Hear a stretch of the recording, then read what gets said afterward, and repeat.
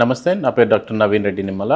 నేను శ్రీ హోలిస్టిక్ హాస్పిటల్స్లో emergency and అకాడమిక్స్ని head చేస్తుంటాను. ఈ మార్చ్ 12th రోజు మనం వరల్డ్ గ్లాకోమా డేగా అవేర్నెస్ కోసం అని చెప్పి అబ్జర్వ్ చేస్తుంటాం.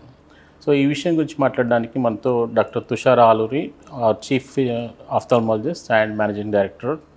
సో ఈ వరల్డ్ గ్లాకోమా డే అన్నప్పుడు అసలు గ్లాకోమా అంటే ఏంటి? గ్లాకోమా అంటే యూజువల్గా మనకి కన్ను లోపల కన్ను ప్రెషరు 20 మిల్లీమీటర్ మర్క్యూరీ అని అంటాము. దానికంటే ఎక్కువ ఉన్న దాని వలన నరం చెడుతూ ఉన్నప్పుడు దాన్ని గ్లాకోమా అంటాం. సో గ్లాకోమాని మనం తెలుగులో నీటి కాసులు అంటాం. సో నీటి కాసులు అనేది మనము ప్రాబ్లం ఏమవుతుందంటే దానికి సిమ్టమ్స్ ఏమి ఉండవు. చూపు తగ్గడం కానీ, నొప్పి రావడం కానీ అవేమీ ఉండవు. అందుకని దాన్ని మనం స్క్రీన్ చేసి చూపు తగ్గక ముందే ప్రివెంట్ చేయడం చాలా ఇంపార్టెంట్. అందుకని గ్లాకోమా అవేర్నెస్ వీక్ అని మనం డిక్లేర్ చేసి ప్రతి మనిషికి 40 years ఏజ్ నుంచి గ్లాకోమా స్క్రీన్ చేయాలని చెప్తాం అన్నమాట. సో జనరల్గా మనకి హెల్త్ ఇష్యూ వస్తే కానీ డాక్టర్ దగ్గరికి వెళ్ళే పరిస్థితి ఉండదు. చాలామంది కూడా అలా చేయరు. సో దీనికి ఎలాగో సిమ్టమ్స్ అవి లేవన్నారు. సో రిస్క్ ఫ్యాక్టర్స్ ఏముంటాయి? ఎలాంటి వాళ్ళలో ఎక్కువగా వచ్చే ఛాన్స్ ఉంటుంది? గ్లాకోమా ఎలాంటి స్పెసిఫిక్ వాళ్ళల్లో అనేది ఉండదు. ఎందుకంటే it is just genetic reasons వలన స్ట్రక్చరల్గా వస్తుందన్నమాట. గ్లాకోమా ఏంటంటే మోస్ట్ కామన్లీ ఏషియన్స్కి ఎక్కువ ఉంటుంది. ఏషియన్స్కి చిన్న కన్ను ఉండడము, దానిలో కంటి ఫ్లూయిడ్ బయటకు వెళ్ళే మార్గాలు పూడుకుపోవడము, ఇవన్నీ కామన్గా జరుగుతూ ఉంటాయి. సో అందుకని జెనెటిక్గా వస్తున్నదని ఒక కారణం. అండ్ ఏజ్ ఫ్యాక్టర్ ఏంటంటే అబవ్ 40 years వచ్చిన తర్వాత ఎవరికైనా రావచ్చు. ఫ్యామిలీలో ఎవరికైనా గ్లాకోమా ఉంటే రిస్క్ ఫ్యాక్టర్ ఎక్కువ ఉంటుంది. సో వాళ్ళ ఓన్ పేరెంట్స్ కానీ, వాళ్ళ సిబ్లింగ్స్ అంటే వాళ్ళ అక్క చెల్లెలు కానీ గ్లాకోమా ఉంటే వాళ్ళకు కూడా గ్లాకోమా ఉండే ఛాన్సెస్ ఎక్కువ. సో ఈ ఏజ్ అండ్ జెనెటిక్ రీజన్స్ కాకుండా చాలామందికి ఆల్రెడీ కొన్ని ఎగ్జిస్టింగ్ డిసీజెస్ ఉంటాయి. సో వాటి వలన లేదా వాళ్ళు వాడే మెడికేషన్స్ వల్ల కానీ ఏమైనా ఈ రిస్క్ పెరిగే ఛాన్స్ ఉందా? ఉంటుంది. ఎందుకంటే డయాబెటీస్ ఉన్న వాళ్ళకి గ్లాకోమా తొందరగా పెరిగే ఛాన్సెస్ ఉంటుంది. అండ్ హైపర్ టెన్షన్ ఉన్న వాళ్ళకి, థైరాయిడ్ డిసీజెస్ ఉన్న వాళ్ళకి కూడా గ్లాకోమా పెరిగే ఛాన్సెస్ ఉంటాయి. అంటే వాటి వలన గ్లాకోమా రాకపోవచ్చు, బట్ గ్లాకోమా పెరిగే ఛాన్సెస్ ఉంటాయి, ప్రోగ్రెస్ అయ్యే ఛాన్సెస్ ఉంటాయి. ఆర్ లాంగ్ టర్మ్ డిసీజెస్కి లైక్ రుమటాయిడ్ ఆర్థరైటిస్, ఇట్లా దేనికైనా స్టిరాయిడ్ వాడాల్సిన అవసరం వస్తే స్టిరాయిడ్ టాబ్లెట్స్, వాటి వలన కూడా గ్లాకోమా వచ్చే ఛాన్సెస్ ఉంటుంది. దీన్ని స్టిరాయిడ్ ఇండ్యూస్డ్ గ్లాకోమా అంటాం అన్నమాట. సో క్రానిక్ డిసీజెస్ అండ్ దానికి వాడే మెడికేషన్స్ వలన కంట్లో ప్రెషర్ రైజ్ అయ్యి గ్లాకోమా వచ్చే ఛాన్సెస్ ఉంటుంది. సో కొంతమందికి చిన్న ప్రొసీజర్స్ చేస్తుంటారు ఐ రిలేటెడ్, అవేమైనా కాంట్రిబ్యూట్ చేస్తాయా ఫ్యూచర్లో రావడానికి? ఉంటుందండి. ఎందుకంటే గ్లాకోమా కంట్లో ప్రెషర్ రైజ్ అవ్వడం వలన అనేది మళ్ళీ అనుకుంటున్నాము. కంట్లో ప్రెషర్ రైజ్ అవ్వడానికి కారణాలు ఏదన్నా కన్ను సర్జరీ జరిగి దాని వలన కంటి ఫ్లూయిడ్ బయటకు వెళ్ళే పాత్వేస్ ఏమన్నా బ్లాక్ అవ్వడం జరిగితే, కంట్లో వాపు రావడం వలన కానీ, లేకపోతే ఆ ప్రొసీజర్ రిలేటెడ్గా ఏదైనా దెబ్బ తగిలి అది సూచర్ వేయాల్సి వచ్చి దాని వలన ఈ పాత్వేస్ బ్లాక్ అవుతే అప్పుడు కూడా కంట్లో ప్రెషర్ రైజ్ అయ్యి గ్లాకోమా వచ్చే ఛాన్సెస్ ఉంటుంది. సో ఇది అసలు ఎలా బిగిన్ అవుతుంది? అంటే స్లోగా ఉంటుందా, సడన్గా వాళ్ళకి తెలుస్తుందా? అంటే మనకు దేని వలన అనేది కొంచెం డీటెయిల్గా ఆలోచిస్తే కంట్లో ఫ్లూయిడ్ ప్రొడ్యూస్ అవుతుంది. ఫ్లూయిడ్ ఎలా ప్రొడ్యూస్ అవుతుంది? కంట్లో ఒక సీలరీ మజిల్ అని, దానికి సీలరీ బాడీ అని, అక్కడ కంట్లో నీరు ప్రొడ్యూస్ అవుతుంది. దాన్ని ఏక్వస్ హ్యూమర్ అంటాం. సో ఏక్వస్ హ్యూమర్ ఎట్లా ట్రావెల్ చేస్తుంది? అక్కడి నుంచి ఎక్కడైతే ప్రొడ్యూస్ అయిందో దాని నుంచి బయట భాగం ఈ ఐరిస్ మజిల్ని దాటి బయటకు వచ్చి డ్రైన్ అవుతుంది. ఈ డ్రైనేజ్ పాత్వేస్ లోపల ఎక్కడైనా బ్లాక్ ఉంటే అప్పుడు గ్లాకోమాస్ కంట్లో ప్రెషర్ రైజ్ అయ్యి గ్లాకోమా రావడం మొదలు పడుతుంది. సో ప్రెషర్ రైజ్ అవ్వటం అనేది కట్ ఆఫ్ పాయింట్ ఏంటి అంటే 12 millimeters ఆఫ్ మర్క్యూరీ నుంచి 20 millimeters వరకు అది రేంజ్ నార్మల్ అంటాం. 20 కంటే ఎక్కువ అయినప్పటి నుంచి అది గ్లాకోమా వచ్చినట్టుగా మనం తెలుసుకోవాలి. సో ఆ కంట్లో ప్రెషర్ రేజ్ అయినప్పుడు ఏమవుతుంది, కంటి నరానికి ఒత్తిడి తెస్తుంది, ఇట్లా నొక్కుతుంది. ఎట్లయితే బెలూన్లో మనం గాలి ఊదితే ఆ బెలూన్ అలా ఉబ్బుతుందో, దానికి బయటకు వెళ్ళే మార్గం లేనప్పుడు అంతా ప్రెషర్ ఎక్కువై ఉబ్బుతుంది. సో అలాగే కంట్లో కూడా ఆ ప్రెషర్ ఎక్కువ అవడం వల్ల వెనకాల ఒత్తిడి వచ్చి నరం డ్యామేజ్ అవుతుంది. సో ఈ నరం డ్యామేజ్ ఏంటి, ఈ నరం పని ఏమిటి, బయట నుంచి కంట్లో పడే లైట్ని రిసీవ్ చేసుకుని, ఆ రిసీవ్ చేసుకున్న లైట్ని వెనకాల బ్రెయిన్లోకి అది సిగ్నల్స్ ప్రాసెస్ చేయాలి. సో ఈ నరం ఎప్పుడైతే ఆ సిగ్నల్స్ పాస్ చేయడం ఆపేస్తుందో దాని నరం డ్యామేజ్ అయిందని అంటాం. సో ఆ నరం డ్యామేజ్ అవ్వటానికి ఒక కారణం ఈ కంట్లో ప్రెషర్ రేజ్ అవ్వడం. అది కాకుండా జెనెటిక్గా ఏమవుతుందంటే ప్రతి సెల్ మన బాడీలో దానంతటికి అది చచ్చిపడిపోతుంది. దీన్ని అపాప్టోసిస్ అంటాం. సో ఈ సెల్ డ్యామేజ్ అనేది కంటి నరంలో కూడా దానంతటికి అది జరుగుతుంది ఫర్ జెనెటిక్ రీజన్స్. జెనెటిక్గా అది అవ్వచ్చు. So optic nerve damage on genetic reasons and also కంట్లో ప్రెషర్ రేజ్ అవ్వడం వల్ల ఇలా మొదలైనది. సో మన చూపుల మార్పులు మనంతటికి మనకి తెలియవు. ఎందుకు, పక్క నుంచి తగ్గుతూ వస్తుంది. సో పక్క నుంచి తగ్గుతూ రావడానికి మనము అబ్జర్వేషనల్ స్కిల్స్ పక్కన తగ్గుతుందా లేదా అనేది చాలామందికి తెలియదు. మనం యూజ్ చేసేది కామన్గా central vision. So central vision తగ్గేంత వరకు బయట నుంచి లోపల దాకా చూపు తగ్గుతూ సెంట్రల్ విజన్ కూడా తగ్గుతున్నప్పుడు అప్పుడు మనకు అర్థమవుతుంది చూపు తగ్గుతుందని. సో అందుకని దీన్ని మనం స్క్రీనింగ్ లోపల మెజర్ చేస్తాం. మనం నార్మల్గా చెకప్కి వచ్చినప్పుడు స్క్రీనింగ్ లోపల చూస్తామన్నమాట. సో ఈ పెరిఫరల్ విజన్ తగ్గడం అనేది గ్లకోమాకి జరుగుతుంది. సో సిమ్టమ్లెస్గా ఉండి ఈ పెరిఫరల్ విజన్ 80% నరం డ్యామేజ్ అయ్యేదాకా తెలియకపోవడం అది గ్లకోమాకి అన్నిటికంటే కష్టమైన విషయం. అందుకని so screening is very important. So in case మీరు ఐడెంటిఫై చేసిన తర్వాత ఆల్రెడీ కొంచెం విజన్ ఇష్యూ ఎఫెక్ట్ అయింది, సో దాని తర్వాత మీరు డిటెక్ట్ చేసి ప్రెషర్ రిలీవ్ చేయడం వల్ల అది రిటర్న్ వచ్చే ఛాన్స్ ఉందా, విజన్ బ్యాక్ టు నార్మల్? లేదు, that is the main problem. ఎందుకంటే మీరు liver transplant, heart transplant, lung transplant ఇలా చాలా ట్రాన్స్ప్లాంట్లు వినే ఉంటారు. కానీ బ్రెయిన్ ట్రాన్స్ప్లాంట్ మనం వినం. ఎందుకంటే నర్వ్ మనం ట్రాన్స్ప్లాంట్ చేయలేము. సో కంటి నరంని మనం ట్రాన్స్ప్లాంట్ చేయలేకపోవడానికి ఆ కారణం చేత మనం ఒకసారి డ్యామేజ్ అయిన తర్వాత నరం మళ్ళీ వెనక్కి రాదు. సో గ్లకోమాలో మనం చేయగలిగేది ఏంటంటే వీ కెన్ డిలే ప్రోగ్రెషన్. అంటే తొందరగా చచ్చిపడిపోవడాన్ని మనము డిలే చేయొచ్చు కానీ ఆపలేము. So we cannot cure glaucoma, we can only delay the progression. Early detection కోసం మన దగ్గర ఎలాంటి టెస్టింగ్ అవైలబుల్ ఉంటుంది? అది చాలా ఇంపార్టెంట్ అండి. ఇదంతా గ్లకోమా అవేర్నెస్ క్రియేట్ చేయడానికి కారణం అంతా ఎర్లీ డిటెక్షన్ అనేది. ఆ పాయింట్ మీదే అందరం వర్క్ చేస్తున్నాం. ఏంటంటే ఎర్లీగా ఏమేమి టెస్టులు చేస్తాం, మామూలుగా మన రొటీన్ ఎగ్జామినేషన్కి వచ్చినప్పుడు ఫస్ట్ మనం విజన్ చెక్ చేస్తాం. విజన్ చెక్ చేసిన తర్వాత కంట్లో ప్రెషర్ చెక్ చేస్తాం. టోనోమెట్రీ అన్న ఇన్స్ట్రుమెంట్తో చెక్ చేస్తాం. సో కంట్లో ప్రెషర్ ఇందాక అన్నట్టుగా ఆ రేంజ్లో ఉందా లేదా చూసి నరం చెక్ చేయడానికి ఆఫ్థల్మోస్కోపీ అన్న టెస్ట్ చేస్తాం. సో నరం డ్యామేజ్ ఏమన్నా మనకి సస్పిషన్ ఉంటే, అంటే ఒక కన్నుకి రెండో కన్నుకి ఏమైనా వ్యత్యాసం ఉండి కన్ను నరం పెద్దగా ఉండి అట్లాంటివి ఏమైనా సస్పీషియస్గా ఆ సైన్స్ కనిపిస్తే అప్పుడు నెక్స్ట్ లెవెల్కి వెళ్తాం. విజువల్ ఫీల్డ్స్ అని చేస్తామని. విజువల్ ఫీల్డ్స్ టెస్ట్లో ఏం చేస్తామంటే ప్రతి పాయింట్ మన విజువల్ ఫీల్డ్ లోపల, విజువల్ ఫీల్డ్ అంటే మనం ఇలా చూస్తున్నప్పుడు ఇదంతా ఈ భాగం అంతా కూడా కనిపిస్తుంది మనకి. సో ఈ భాగంలో ఆ చిన్న పాయింట్స్లో కూడా చూపు ఎట్లా ఉంది అని ఈ విజువల్ ఫీల్డ్స్ టెస్టింగ్ లోపల చేస్తాం. అదేంటంటే చిన్న లైట్లు ప్రతి పాయింట్లోనూ వస్తూ ఉంటాయి. ఆ లైట్లో లోపల మనము ఈ ఎవరైతే టెస్ట్కి చేస్తున్నారో ఆ లైట్ కనిపిస్తే బటన్ నొక్కాలి. సో బటన్ నొక్కినప్పుడు సీయింగ్ ఏరియా అని నోట్ చేస్తుంది మెషిన్.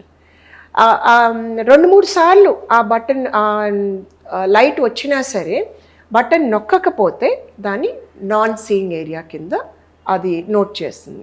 సో ఈ seeing and non seeing areas ప్రతి పాయింట్లోనూ అది టెస్ట్ చేస్తుంది కాబట్టి ఇందాక చెప్పినట్టు ఆ పెరిఫరల్ ఫీల్డ్ ఆఫ్ విజన్ అంతా ఎలా ఉంది, ఈ అగెయిన్స్ట్ దిస్ ఈ మనం ఆఫ్థల్మోస్కోపీలో చూసిన ఆ డ్యామేజ్కి అగెయిన్స్ట్గానే ఉందా, ఆ ప్యాటర్న్లోనే ఉందా అనేది టెస్ట్ చేస్తాం.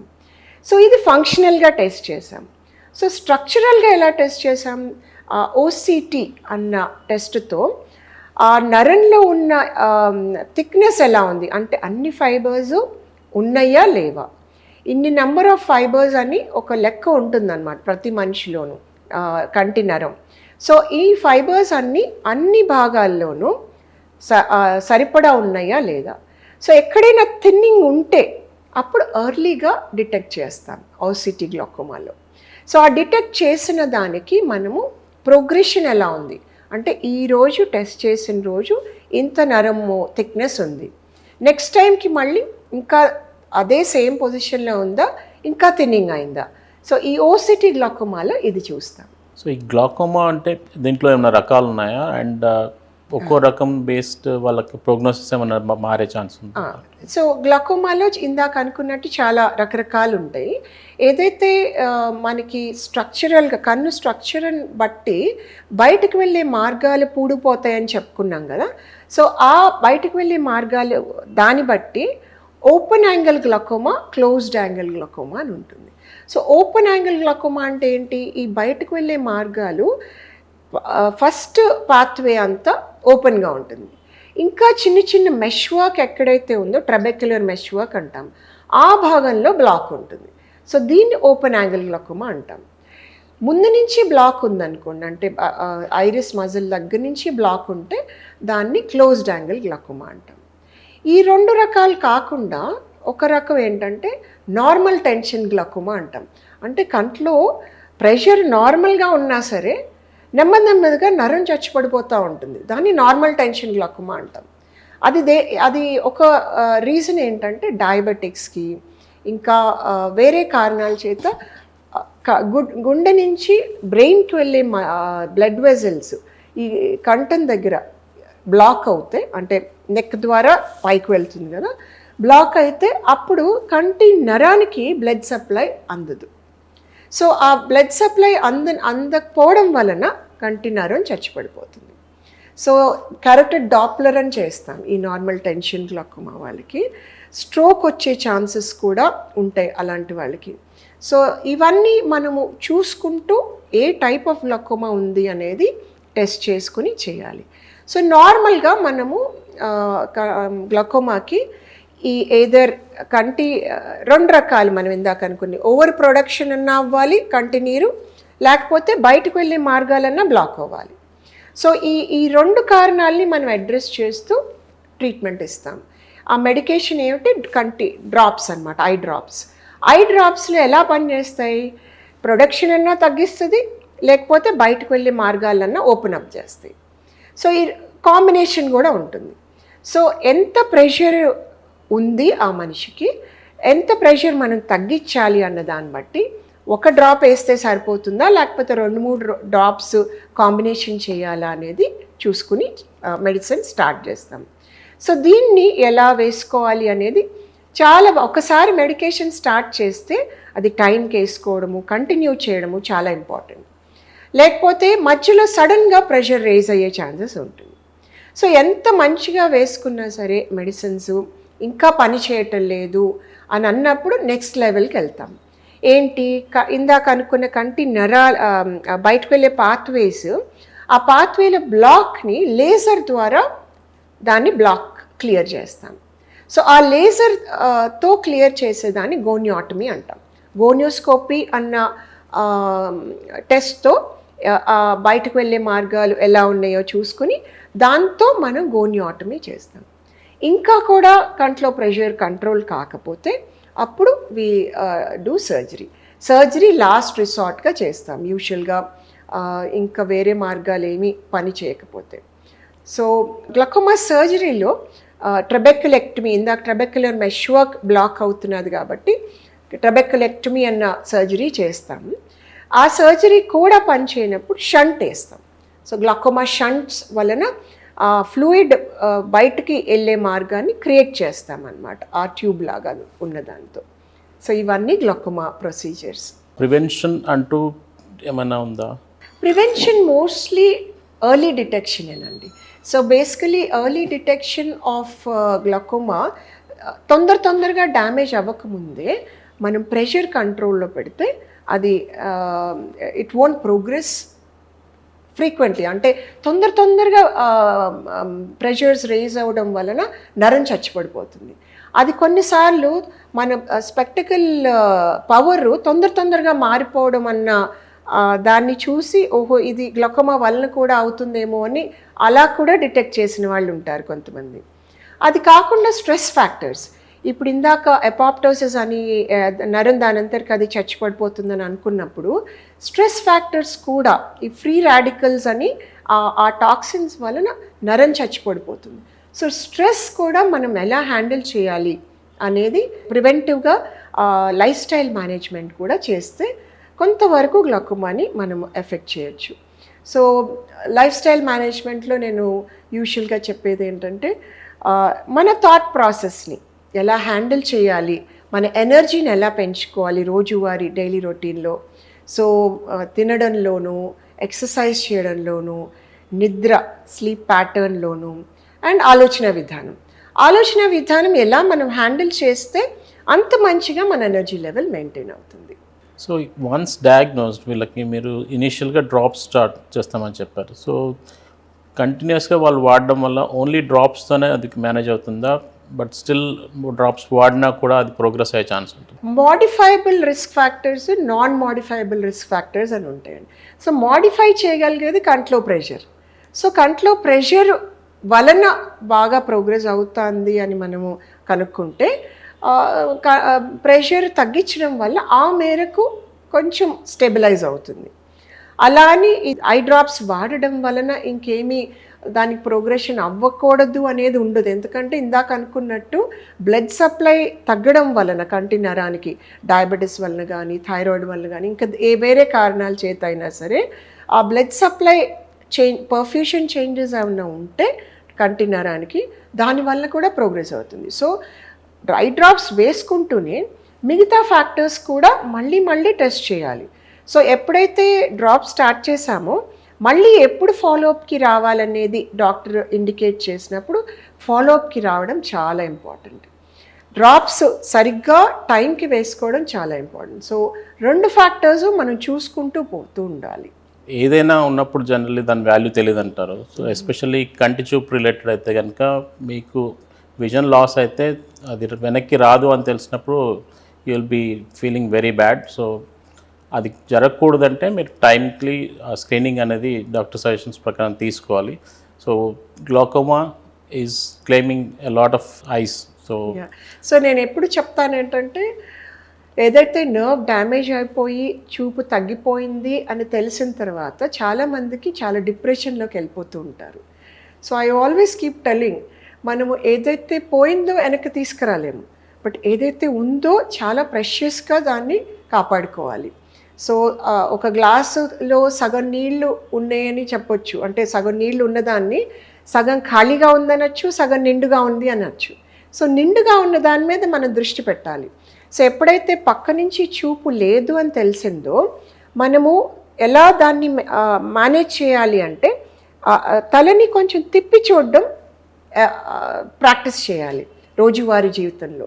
సో ఈ విధంగా ఉన్న చూపుని మంచిగా వాడుకునేటట్టు చేయాలి. సో గ్లాకోమా చాలామందికి లేట్ స్టేజెస్, అడ్వాన్స్ స్టేజెస్లో ఉన్నప్పుడు ఇంతే చూపు మిగులుతుంది. అంటే మనం ఇదంతా కనిపించదు అనమాట, సెంటర్లోనే చూపు మిగులుతుంది. దీన్ని ట్యూబులర్ విజన్ అంటాం. ఆ స్టేజ్లో ఉన్న వాళ్ళకి ఫ్యామిలీ సపోర్ట్ చాలా అవసరం. ఎందుకంటే ప్రతి చిన్న విషయానికి వేరే వాళ్ళ మీద ఆధారపడాల్సి వస్తుంది. So family support and also self support. So మనము ఇలా అయిపోయింది ఏంటి అని బాధపడటం కంటే ఇందాక అనుకున్నట్టు ఏది ఉందో దాని మీద దృష్టి పెట్టి ఉన్నదాన్ని మంచిగా ఉపయోగించుకునే మార్గం ఏంటనేది చూడాలి. And always prevention is the best. Early detection is very important for glaucoma. So awareness పెంచడానికి మీ టైం స్పెండ్ చేస్తారు. Thank you very much. And so every year ఈ అవేర్నెస్ డేస్ వస్తున్నాయి, కానీ అవేర్నెస్ మాత్రం ఎక్కువ పెరుగుతున్నట్టు లేదు. So hopefully it will change in future. Thank you for sparing your time ma'am. Yes. Okay, విన్నారు కదా. దీని ప్రకారం మీకు పెరిఫెరల్ విజన్ అంటే పక్క విజన్ మీకు ఎప్పుడైనా ఎఫెక్ట్ అయింది అనిపిస్తే అశ్రద్ధ చేయకుండా ముందు కనబడుతుంది కదా దాంతో చాలు అన్నట్టు చూసుకోకుండా మీరు టైమ్లీ అడ్వైస్ అండ్ ట్రీట్మెంట్ తీసుకున్నట్టయితే దాన్ని ప్రోగ్రెస్ని ఆపగలుగుతాం. లేదంటే మీ సెంట్రల్ విజన్ కూడా ఎఫెక్ట్ అవుతుంది అండ్ దాన్ని రివర్స్ చేయలేమని చెప్తున్నారు డాక్టర్స్.